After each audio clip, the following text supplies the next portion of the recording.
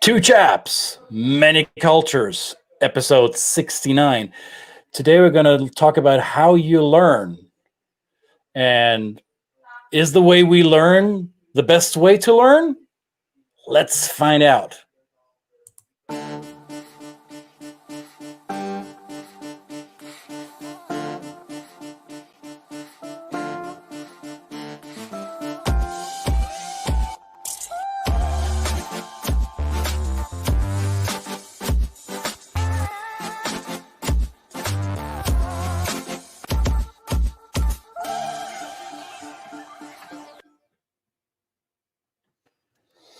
Welcome, everybody, to Chaps Many Cultures. How are we doing, Mr. Brett? I'm doing very well, very, very well. I'm just laying around doing nothing here. Yeah, he is. That's all I'm doing. He's by the way, those of you who are not in the intercultural field, there's a conference going on right now in the US. It's a virtual conference, and Brett over there is basically the mastermind behind it. We're just pulling out of that real quick. We're going to be right back, but it's important stuff we're doing here, right? We're talking about learning, how learning is different today than it was when your grandparents taught you a few things. And we brought with us today for this episode somebody who specializes in learning. I'm going to let him explain what he does. Welcome with us to the Two Chaps Many Cultural Tower Studios, Dr. Stephen Goss, who is assistant professor for education at Kennesaw State University. How are you doing, Steve? Hello, gentlemen. Thank you for having me. I'm so excited to be here today. I love your topic. It really jumped off at me when I heard what you were thinking about doing today. So I'm so happy to be here and to talk to y'all. So fantastic. Steve, we named the episode Sociocultural Learning, the power of sociocultural learning. That's a big word, and we're going to unpack that in a little bit. The reason why we decided to have this conversation today is because you and I, we talked about in the past how the way I learned as a kid in elementary and high school and later in university, and the way you learned, there were some differences in that the way you instruct the new generations of teachers is, again, a different iteration from what most of us experienced when they were younger. So how you grew up in upstate New York, correct? Exactly, yes, New York State. How was your high school experience and maybe your college experience? How were you taught? So for me, most of my learning was about preparing, reading, studying, and then just showing what I had learned. So it was basically a lot of rote memorization and skill-based testing, and just trying to just give me information. This teacher would give a bunch of information. It was my job to memorize that information and then be able to regurgitate it somewhere else, put it on a page, answer a multiple choice test. And all of it was geared towards these high-stake tests, these big tests that wound up at the end of different years of high school or even middle school. So the whole thing was geared to help me achieve on just one particular skill set, one type of exam, right? Mm-hmm. And that's what I basically grew up being expected to do. And a lot of people in the US have similar experiences, high stakes tests, and then the curriculum itself ends up being designed to help students do well on those high stakes tests. And the curriculum is less concerned with the actual students themselves.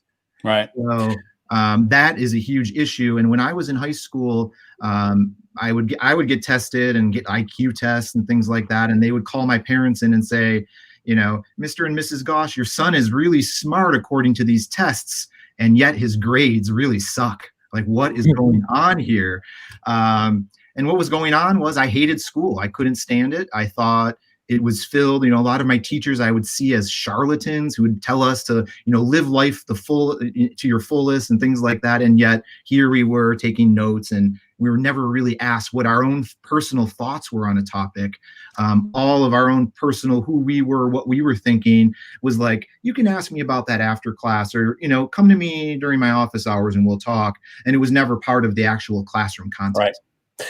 So that sounds similar to the way I was taught or educated in the German school system. There was a lot of frontal lecturing, right? There was this authority figure at the front of the room, usually at a chalkboard or maybe a whiteboard. But there was this. I'm old enough to remember chalkboards, right? There was this green area at the front of the room, and there was a teacher who either sat or was standing up, and they were lecturing to many. So it was from one to many, and then there would be he or she would call upon us in the room, say, okay, Christian, what do you think? Or what's your answer? Or Stephanie, what's your answer? And occasionally somebody would be brought up to the chalkboard to write something down. I did never really experience a group conversation, a group dialogue that would allow new insights to come up from within the room. So it sounds a bit similar to your situation. Brett, how was it in Australia growing up when you went to school? What was your situation like? It was very similar. It was a lot of rule-based, test-based, and authoritarianism, that harkens back. I really liked I've been a great follower of Seth Godin, and Seth Godin talks a lot about the averaging of education and how it doesn't really, it's not designed to produce people that are innovative thinkers and that kind of thing, because it basically was an industrial machine. I mean, education was an industrial machine. And whenever he talks about that, I think about Stephen, I just absolutely agree with you. I hated school. It was the best thing I ever did, was to leave school. It wasn't that I think I'm particularly not intelligent, but it's just that the structure didn't suit me. It doesn't mean that the structure doesn't suit other people, but I didn't think the structure suited me. So I'm always interested in new ways of learning and new ways of expanding a curriculum or expanding an experience for a diverse set of, whether it be culture, whether it be upbringing, a diverse set of the ways of being educated.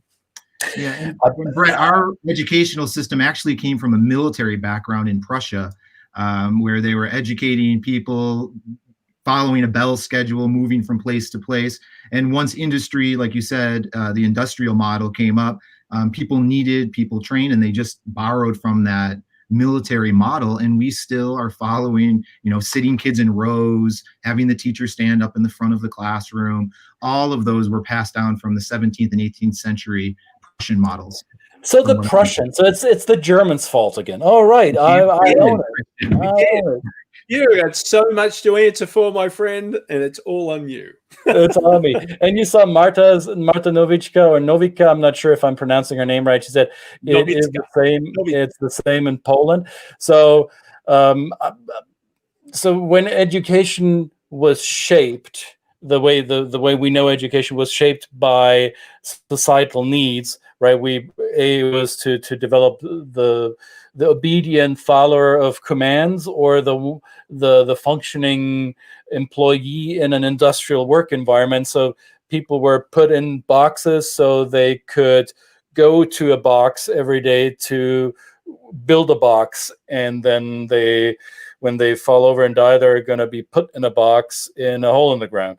So I'm oversimplifying. So very dystopian. You're making me depressed. Well, and I did not necessarily hate school. However, I saw the limitation of that type of interaction. Now, even though I saw the limitation of this one-to-many approach, and this putting people in rows and making them the recipients of the outpouring of some guru-type figure in front of the room, I think it depends on which culture we're from, whether we accept that or whether we challenge that. I saw a comment earlier today on LinkedIn where somebody that follows this program occasionally shared her experience of being studying now in Denmark as opposed to her native culture, Germany. By the way, two countries that are neighbors, for those of you who have to look that up on the map. So she went up north to experience a learning environment there, and she recognizes that it's completely different, that that students are challenging the instructor, that they are having these conversations, and she wasn't used to that. So is this simply a cultural aspect of learning, or is this the new school of teaching, Steve? How would you in your experience? What's the answer here? I think part of it is definitely cultural at this point. I mean, it's really embedded in these different places, and students from very early age learn how to respond to adults when adults ask questions or when they're just talking to adults in general. So there's definitely those cultural aspects. But I do think on a fundamental level, if you wipe away schools and they never existed, humans are always learning. And when we learn, it's always social. So like things like literacy are social activities at their core. We write things down because there's someone else out there that's waiting for our words or numbers or whatever it is that we created. They need to see it. In schools, we just love to strip that audience, the social part away. And we really just, a lot of teachers and a lot of schools would prefer if the students could just magically come in, just their brains, like just have their brains come in and sit down and behave. And they don't care about the rest of that human, their bodies, anything else having to do with that person. And they just want that brain ready to download information. And the reality is all humans, no matter where we are, we grow up and we have experiences from the time we're just in the womb until we enter school for that first time, and usually 5 or 6 years old. We have a whole store of experiences that have built up. And yet when you come into that first grade to kindergarten or first grade, whatever grade it is, the teachers act as if you know nothing about the world and that you're deficient, and that they are the ones, you said guru, they're the ones that have that really good knowledge. And if the kid's well behaved and studies and does all the things they need to do, if they're lucky, the teacher will deposit that knowledge into the brain of those students. We call that the banking model of education. And that is the traditional way that kind of education, especially here in the US, has been seen as this banking model. The kids are ignorant and we need to fix them up and help them kind of shape up and get all that knowledge in their head so they can do something later in their life. Right. But the reality is they come in with all these good experiences. And from a sociocultural standpoint, what the good teachers do is understand that knowledge, value it, and say, what you have learned is really important. I want to take what you already know, I want to draw it out, I want to look at it and talk about it, and then connect it to this other information that you need to learn as well. Mm-hmm. So what happens then is they're thinking about themselves, thinking about their own experiences. It's on the front of their mind. And then when that new idea, that new concept comes up, they're able to get their fingers and their brain into it quicker. And then that is deeper, real learning, where they're constantly they learn a concept and then they're comparing it to their own experiences, and they're welcome to do that by the teacher. The teacher is asking for that. And it's constantly drawing out those experiences and upholding, like the really good examples. The teacher will say, look at what this person has been through, what they experienced, and right. Look at how that relates to the novel we're reading or whatever thing that we're trying to teach. And, you know, I talk a lot about schools and colleges, but I also have experience in the corporate world as well. And the corporate world's even worse down this rabbit hole of the banking model. Like you come in for training and they're just like, understand this information. And they're not asking the people about their own experiences, even if it seems unrelated. Like you're sitting there to learn how to call on a telephone at a bank. It's still important to bring in the person somehow, some way. It's the responsibility of the teacher to be probing and finding and helping those people understand how their experience might inform what they're learning. So this is super insightful. So this sociocultural concept, or the idea of sociocultural learning, I think goes back to psychologist Lev Vygotsky, Lev Vygotsky. Lev Vygotsky, right? So what, yeah. 1930s Russian psychologist, was kind of his information or his insights were kind of buried in Stalin, Soviet Union. So his information erupted after the Soviet Union kind of loosened up around these concepts a little bit. Yeah. So what do we tell instructors and teachers that come from cultures that are not necessarily trusting of that crowd wisdom, so to say. So when we look at teaching models that we see to this present day in many Asian cultures, China would be the biggest behemoth in that area, where rote memorization is still often the default of how students are taught and how they learn. How can these modern teaching concepts be spread across the world, or does it work in cultures outside of North America or the Western white European context? Is this something that is limited to us, or do you see this being applied elsewhere? I really see it being potentially applied elsewhere. Again, I think it's basic human kind of things where we, how we really truly learn is really different than actually the school settings that we're put in, no matter where we are. However, I do understand what you're saying here. As far as these places where rote memorization is still really valued, I think just a small amount of this sociocultural aspect will make a big difference. And I think little by little over time, as teachers adopt this, I think as the next generation, if you have a little bit when you're learning, when you are going through, you have some of this sociocultural experience. When those people then become teachers, I do think that they will tend to adopt more sociocultural practices. Mm-hmm. So I think a little bit kind of makes sense. Like when you start seeing it in classrooms, it's hard to deny the power. But again, if you have an entire model that's been going on for decades or centuries in a certain way, change happens really slow. It's like this slow plodding dinosaur, but just a little bit of those connections, even as just starting a class and asking students, how are you today? Makes a difference. Not every teacher does that. You'd be surprised. I observe lots of teachers and they just right now, all right, look on the board, start copying your notes, and that's how class starts without those basic human kind of connections, right? And I've found that if students don't know me, they don't know about me, and they don't think I know about them, they're not going to learn anything from me. And that's really, maybe that's an American kind of idea where students are like, give you the middle finger if you don't really pay attention to them. But I think it's kind of a basic human need that we kind of are seeing, and you're human, you're here. I thank you for being here, that kind of thing, and not just treat it as something coming in and someone that like a bank, a piggy bank for the deposit and object. Right. Dr. Joel Brown has been a guest on this show, and we've had a lot of interaction with him, describes how he invites students into a lecture hall when he teaches, and he's taught all over the world, and he is playing music. He's kind of sitting there, and oftentimes they will come in there and go, "Are you the professor?"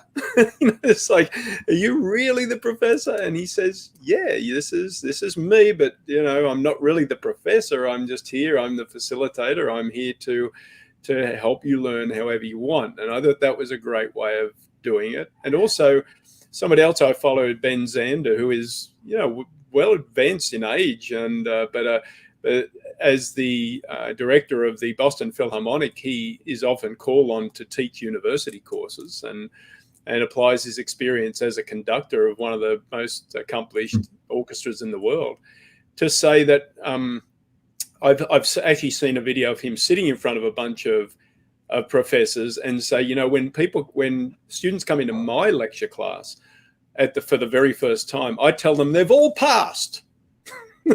Everybody's got an A. Everybody's got their degree. Don't worry. Pressure's off.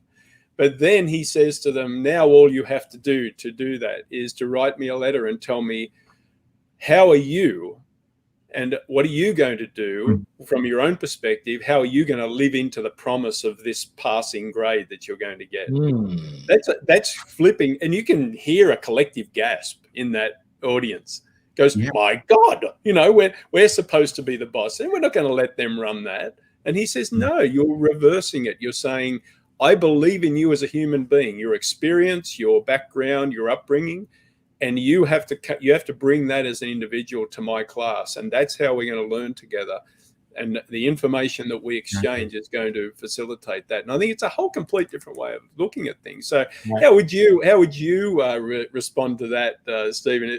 If somebody says, you know, like, I'm just going to give everyone an A to start with, it kind of makes your job sound good, easy, doesn't it?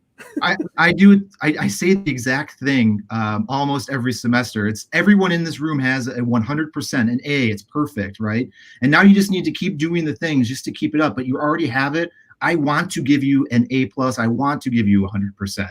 And let's just do it together. Communicate with me. Let's be in lockstep. You can do this. And that's how I like to just position them right from the start. It's not a you have a 0 and you have to earn a 100. It's you have 100, you need to maintain that. You are good. You are a good person. What you have experienced is valuable. Let's bring it in here and let's all go together and do it together. And I just need you to do the things that you need to do to pass the course, which, you know, it's just a different positioning and it's a different kind of stance. It's just, you know, instead of looking at my students as lacking, I'm looking at them as being really great and having good information, and they just have to keep it up and draw it out and do the things that I ask. But doesn't that also imply to a certain degree that we share this culture of authority and posture and position by mutual agreement, so that we as a group find it okay that the teacher is a peer or is maybe a more advanced peer among equals? However, if you're from a culture in which hierarchy is ascribed, right, their authority is ascribed, by definition, you're the paternal figure of the family, or you're the top of the pyramid in an organization, and therefore, by default, you are the one that everybody's turning to because you hold that power, you hold that authority. So in those cultures, that this approach that I find very endearing might be a bit more challenging. Have you had students in your class, Stephen, that came from backgrounds where they found that challenging to adopt this model? Yeah, I've had a few different students that have been taken aback as far as my stance as a teacher, but I will tell you, I'm always in this authoritative role some way, right? I like to kind of position myself as executive producer in this kind of classroom, where I'm not the director. I'm not directing every thought and every idea, and I'm not creating the images or the poems that they're writing or whatever it is they're doing in my class. I am just orchestrating the flow of that energy and the activities, making sure things are going in a productive direction. But I'm also kind of listening to the students and adjusting that direction based on what they're saying, what they're doing, and what I know that they need. And I'm collecting data on them, and I'm doing things that traditional teachers do. You know, there's still tests and papers, and I'm looking through that information to try to inform what we're going to do next. But I am not directing every moment. I'm not telling students how they should understand a text very often, right? We read something, it's really up to their own personal interpretations, and then helping them develop those interpretations with evidence and real stuff for me, from text and from the world that I'm doing. But again, it's that executive producer role. It's not I'm not a dictator, or I'm not the main center of the classroom. They're like all directors, or they're working together to direct something. And I am the producer. I am just, all right, are we on budget? You know, is anyone? I like this. I like this metaphorical way of looking at it quite a lot, because it brings, to me, at least in my understanding, the way I absorb what you're telling us here is it brings it full circle, right? So the Prussian model that you described, and we all agree that it's my personal fault that German teaching models prevail. But joking aside, the German teaching model, or the Central European teaching model, I would include France with that as well, the Cartesian logic, the way we develop new findings, is often, at least from my cultural background, has always been described as this humanistic way of teaching. It's this looking back at the cradle of our European societies, and that would be ancient Rome, and even further back, ancient Greece. And yet we don't teach, well, the traditional methods don't teach like the ancient Greeks did. I'm reminded of a Socratic quote that I don't remember it verbatim, but it goes something like, Socrates apparently said, I cannot teach anybody anything all I can do is make them think. Mhm. Right. So you're not telling people what to think. You're not telling them how to interpret the new information, how to make meaning. You're simply facilitating their learning. You wake up their minds, or you boot their processor and now let them do the work themselves. Right. Exactly, exactly. And that's not to say that I'm not dropping dimes of information for them, and important facts. And it's not to say that there's not rote memorization going on in my class. It's just not the basic way that we're operating from. So I'm constantly putting on them. It's their responsibility to do the thinking. And it's my responsibility, though, to ignite that curiosity, to get their brain going. One of the scholars that I really look up to says to create a hot wire connection between the student, their background, and the content. So how do we make that hot connection, right? So make the sparks happen, that's what I'm always thinking about, is how to help them do that. And I am constantly sending the message, like a metacognitive kind of message about what learning is in and of itself, that they're not performing for me. It's not about me. It's about them. It's about their minds that they're going to be carrying with them the rest of their lives. And making sense of their experiences, making sense of future experiences that will happen to them, as well as the course content itself.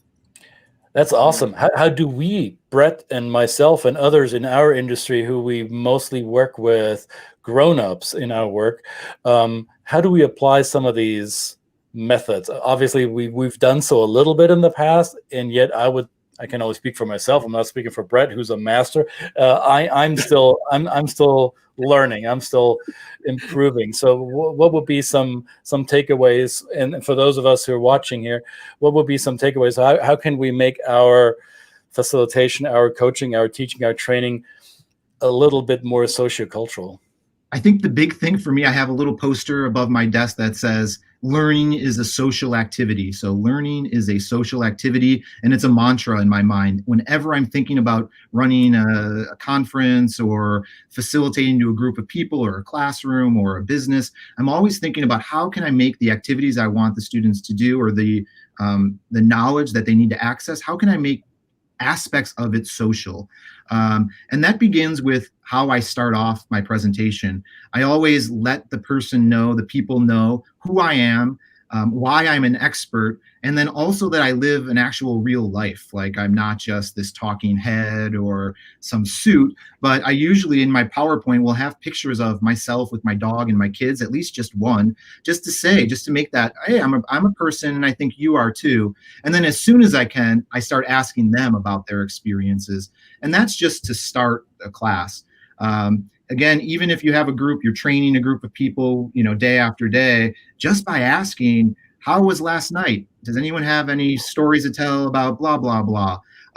Instead of just going right to the manual that you have to go through as part of the training, right? Because I've been there before, but just those few little human elements. And then if you're trying to get them to develop some sort of knowledge, I always want my students to be putting stuff on walls. I think we've gotten better at that, poster presentations, using Post-its, different ways to actually let the students know you're going to create something, and I'm not just going to get it and give you a grade. You're going to create it, and then everyone else is going to see it. And it's usually that everyone else will see it that is the big motivating factor. If they know there's an audience, that usually will supersede a grade or my thumbs up or whatever it is. Motivation comes from, oh, damn, a lot of people might see this. It better be good. Most people don't want to throw a piece of crap up on the wall, even if it is about, some new computer program that they had to learn for work. They still usually will take pride and make it becomes more real and more important. And then others then learn from what they created. And that's when real magical things happen, is when a student creates something, puts it up, and then everyone else is using that as a resource. So you're in a training seminar and someone makes a cheat sheet and you're like, look at this cheat sheet, it's amazing. And then you make copies of it and they all have it on their desk next to their office. I mean, that's like what I really, that's great. Like, that's a real working thing that a student created. Mm-hmm. Nice. We have a comment here that basically reflects some of the thoughts we had earlier, where Gretel says power distance, level of hierarchy, authority, respect. Well, no, it disappeared. Here it is.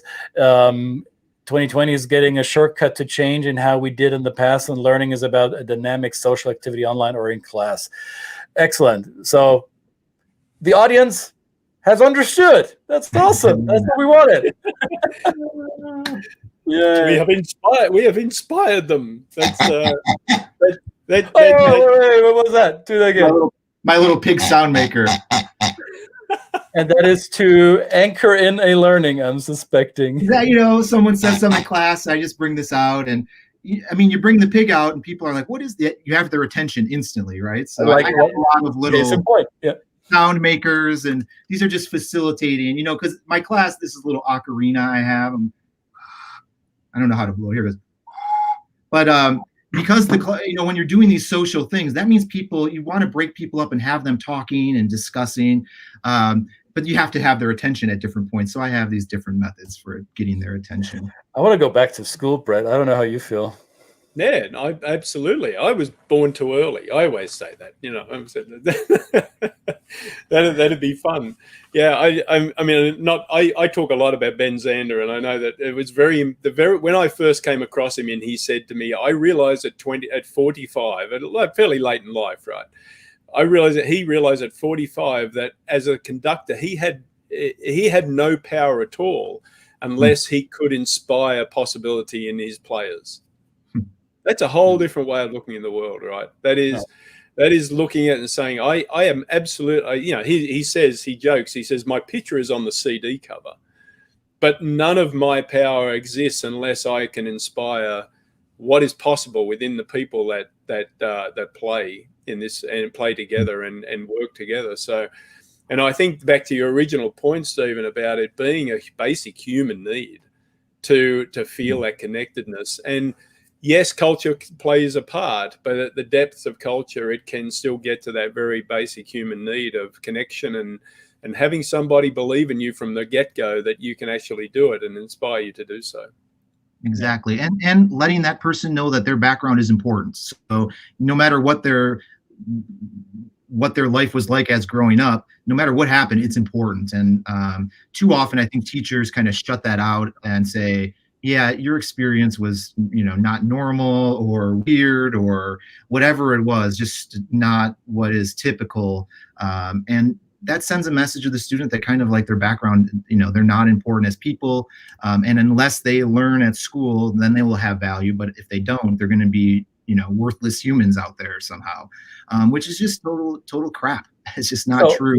All of you are amazing humans out there. Yeah. You guys got this. You get an A+ from the three of us. You get 100%, and you'll do just fine. Just send in your progress report, and we'll give you some feedback on it. We'll make sure you always keep that A+ level. 2 Chaps, many cultures. We learned so much today. Awesome, Steve. Thanks for taking time. Great point. I love the pig. I need to be one of those. Send me the order link later. I want to get that. So, 2 Chaps, many cultures. Episode 69 is in the can. Thank you very much. We'll see you all again. When, Brett? Tomorrow, maybe? Yeah, sometime then. Yeah, absolutely. Okay. Thank you so much for having me. This was amazing. Thank you very much, Steve. Really appreciate it. Bye now. Bye, Brett. Bye.